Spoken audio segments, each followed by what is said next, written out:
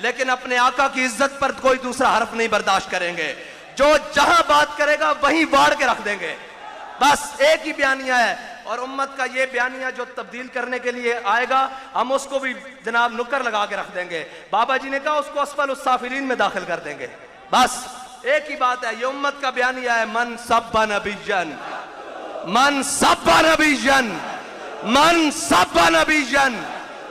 और मोदी तू कहना कि मैं मुजम्मत नहीं करता, मैं क्या मुजम्मत तो इंज हो जाएगी।